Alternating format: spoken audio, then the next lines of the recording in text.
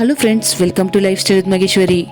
இன்றைக்கி நம்ம சேனலில் முருகப்பெருமானுக்கு 48 நாள் பூஜையை இன்னிலேருந்து ஸ்டார்ட் பண்ணிட்டேன். இது பார்த்திங்கன்னா பிரம்ம முகூர்த்தத்தில் இந்த பூஜையை பண்ணணும்.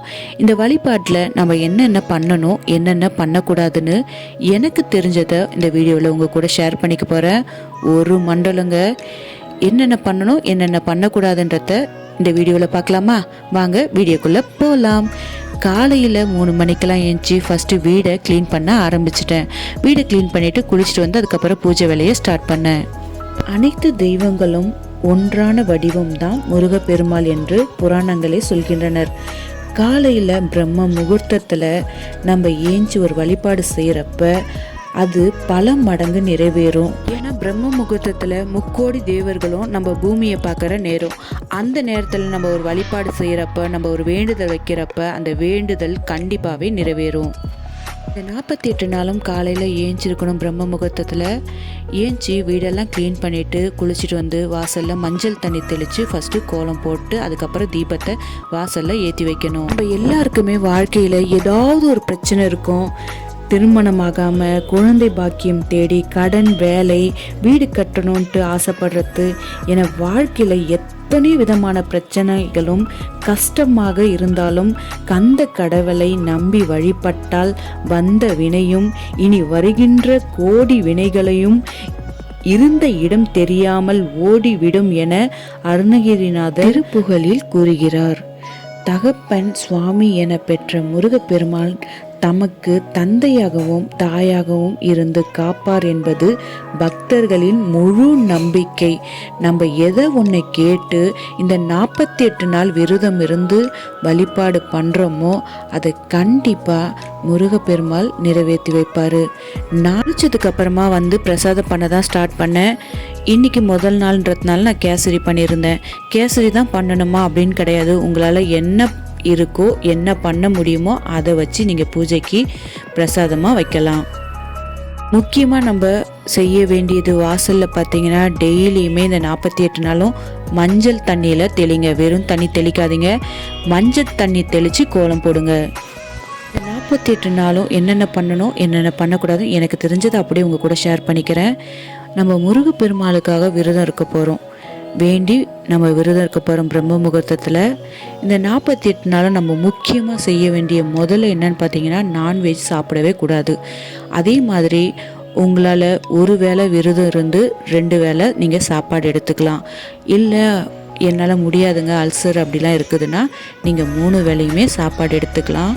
ஆனால் வெஜிடேரியன் மட்டும்தான் சாப்பிட்ணும். அடுத்ததாக பார்த்தீங்கன்னா காலையில் பிரம்ம முகூர்த்தத்திலே நம்ம ஏஞ்சி பூஜையை பண்ணிடணும். அது மாதிரி நீங்கள் டெய்லியும் பூஜைக்கு புதிய பூவை வச்சு தான் பூஜை பண்ணணும். முதல் நாள் வச்ச பூவை வச்சு மறுநாள் பூஜை பண்ணவே கூடாது. பூவே இல்லைனாலும் பரவாயில்ல, நீங்கள் பழைய பூவை எடுத்துகிட்டு நீங்கள் அப்படியே கூட பூஜை பண்ணலாம். அதே மாதிரி நீங்கள் பூஜை பண்ணிவிட்டு சில பேர் தூங்கலாமான்னு கேட்பீங்க. கண்டிப்பாக தூங்கவே கூடாது. அந்த ஒரு தப்பை பண்ணவே பண்ணாதீங்க. நம்ம வீட்டில் முருகர் சிலை வச்சு வழிபாடு பண்ணுறவங்களா இருந்தீங்கன்னா முருகருக்கு இந்த 48 நாளும் உங்களால் முடிஞ்ச அபிஷேகத்தை கண்டிப்பாக பண்ணுங்கள்.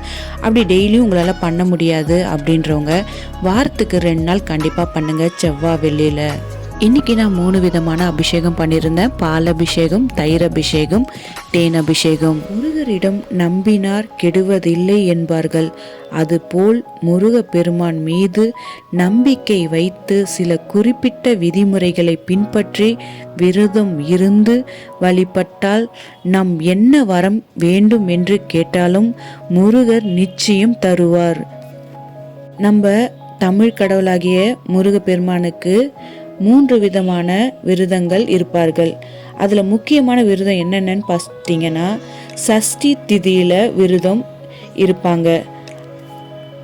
திதி விரதம் என்று விஷாகம், கிருத்திகை, பூரம் நட்சத்திரங்கள் இருப்பதே நட்சத்திர விரதம் என்றும் செவ்வாய்க்கிழமை தோறும் இருக்கப்படுவதை கிழமை விரதம் என்றும் சொல்வார்கள். வளர்பிறை, தேய்பிறை என்ற மாதத்திற்கு 2 சஷ்டி திதிகள் வரும். இவற்றையில் பிரச்சனைகள் தீர வேண்டும், நோய்கள் தீர வேண்டும் என்கிறவர்கள் தேய்பிறை சஷ்டியில் வாழ்க்கையில் முன்னேற வேண்டும், திருமணம் நடக்க வேண்டும், குழந்தை பாக்கியம் வேண்டும், வீடு சீக்கிரமாக கட்டணும் அப்படின்றவங்க வளர்ப்பிறை சஷ்டி விரதத்தை இருப்பாங்க. முருகருக்கு ரொம்ப நாள் விரதம் இருப்பாங்க அப்படின்னு பார்த்தீங்கன்னா, அந்த ஐப்பசி மாதம் வர சஷ்டி கந்த சஷ்டி விரதம் 7 நாட்கள் நம்ம கடைப்பிடிப்போம்.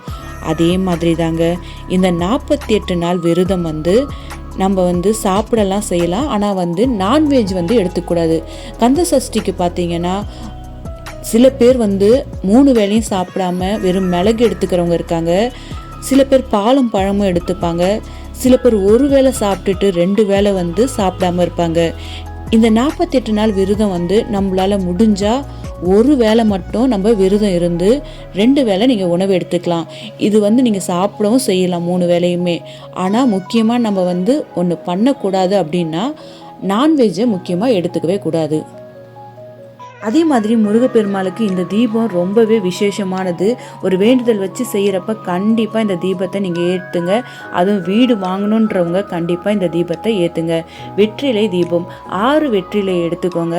அந்த 6 வெற்றிலையிலையும் மஞ்சள் குங்குமம் வச்சுக்கோங்க. அந்த காம்பு அகல் விளக்குக்குள்ளே போட்டுருங்க. நெய் தீபம் உங்களால் முடிஞ்சால் நீங்கள் 6 தீபம் ஏற்றுங்க. 6 தீபமும் நம்ம நெய் தீபம் ஏற்றணும். உங்களால் 6 தீபமும் நெய் தீபம் ஏற்ற முடியலனாலும் நீங்கள் நல்லெண்ணெய் ஊற்றி கூட தீபம் ஏற்றலாம். முருகருக்கு சிவப்பு கலர் ரொம்பவே விசேஷமானது. நம்ம சிவப்பு திரி போட்டு தீபம் ஏற்றுங்க, அது ரொம்பவே விசேஷமானது. நான் இன்னைக்கு முதல் நாள் 6 வெற்றிலை தீபம் தான் ஏற்றிருக்கேன், நெய் தீபம். ஃபஸ்ட்டு நம்ம வாசலில் தான் தீபம் ஏற்றணும். வாசலில் தீபம் ஏற்றிட்டு பூஜை அறையில் தீபம் ஏற்றணும். இன்றைக்கி வெள்ளிக்கிழமைன்றதுனால நான் பிரம்ம முகூர்த்தத்தில் குலதெய்வ தீபம் ஏற்றுவேன். என்னுடைய குலதெய்வமே அந்த முருகப்பெருமாள் தான். அவருக்கு தீபத்தை ஏற்றி வச்சுட்டு அதுக்கப்புறமா வெற்றிலை தீபம் ஏற்றிட்டு பூஜை அறையில் எப்பயுமே நல்ல வாசனையோட வத்தி சாம்பிராணிலாம் ஏற்றி வைங்க. வாரத்துக்கு 2 நாள் இல்லை 1 நாளாவது நம்ம வீட்டில் சாம்பிராணி போடணும். நம்ம வீட்டில் இருக்க அந்த நெகட்டிவ் வைப் எல்லாமே எடுத்துகிட்டு வீடை எப்பயுமே பாசிட்டிவ் வைப்போடு வச்சுருக்கோம். அந்த சாம்பிராணிக்கு அவ்வளோ பவர் இருக்குது. அதே மாதிரி நம்ம வாசலில் இருந்து ஆர்த்தி காமிக்கணும். வாசலில் நான் ஆர்த்தி எப்பயுமே ஏற்றி வச்சுட்டு அதுக்கப்புறம் தான் வாசல்லேருந்து ஆர்த்தி ஏற்றிட்டு பூஜை அறைக்கு எடுத்துகிட்டு போவேன். 48 நாள் நம்ம செய்ய வேண்டியது பார்த்திங்கன்னா, ஆர்த்தி காமிச்சு சாமிக்கு ஆர்த்தி காமிச்சு முடித்த உடனே வேல்மாறன் மந்திரம் படிங்க, அது ரொம்பவே நல்லது. அதுக்கப்புறம் முருகருடைய 108 போற்றி சொல்லலாம், கந்த சஷ்டி பாட்டு பாடலாம். அப்படி உங்களால் இதெல்லாம் பண்ண முடியலனால நீங்கள் ஃபோனில் போட்டு விட்டுட்டு அந்த பாட்டு கூடவே நீங்களும் பாடலாம், கேட்கவும் செய்யலாம். பொதுவாகவே பார்த்தீங்கன்னா சபரிமலைக்கு 48 நாட்கள் மாலை அணிந்து ஒரு மண்டலம் விரதம் இருப்பாங்க. அதே மாதிரி 9 கிரகங்களும் 7 நட்சத்திரங்களும் 12 ராசிகள் ஆகியவற்றை உள்ளடங்கியதுதான் இந்த 48 நாள் விரதம். அனைத்து கிரகங்களும் அனைத்து நட்சத்திரங்கள் ராசிகளும் முருகப்பெருமானுக்குள் அடக்கம் என்பார்கள். ஆன்மீக ரீதியாகவும் மட்டுமல்லாமல் அறிவியல் ரீதியாகவும் 48 நாள்கள் விரதம் இருப்பது மிக பெரிய பலன்களை தரும் என சொல்லப்படுகிறது. ஒரு விஷயத்தையும் தொடர்ந்து 48 நாள்கள் நம்ம விடாமல் செய்து வந்தால் நம்முடைய உடலும் சரி மனமும் சரி அதற்கு பழகிவிடும் என்பார்கள். இதனால் உடல் மற்றும் மனம் ஆரோக்கியத்தையும் பெற்று வாழ்க்கையில் வெற்றியை தரும் என்பார்கள். ஐயன் முருகப்பெருமாளுக்கு இந்த 48 நாள் பூஜை வழிபாடை நம்ம எப்படி பண்ணணும், என்னென்ன பண்ணக்கூடாதுன்னு எனக்கு தெரிஞ்சதை இந்த வீடியோவில் உங்கள் கூட ஷேர் பண்ணியிருக்கேன். அதே மாதிரி பெண்கள் பீரியட்ஸ் டைமில் என்ன பண்ணணும்னு யோசிப்பீங்க. பீரியட்ஸ் ஆயிடுச்சுன்னா அந்த 3 நாள் விட்டுட்டு அதுக்கு அடுத்த நாள்லேருந்து உங்கள் பூஜையை அப்படியே ஸ்டார்ட் பண்ணலாம். இந்த வீடியோ கண்டிப்பாக உங்களுக்கு பிடிச்சிருக்கும்னு நினைக்கிறேன். பிடிச்சிருந்தா மறக்காமல் லைஃப் ஸ்டைல் வித் மகேஸ்வரியை சப்போர்ட் பண்ணுங்கள். உங்களுக்கு ஏதாவது டவுட் இருந்தால் மறக்காமல் கமெண்ட் பாக்ஸில் கமெண்ட் பண்ணுங்கள். இந்த வீடியோ பிடிச்சிருந்தா மறக்காமல் லைக் பண்ணுங்கள்.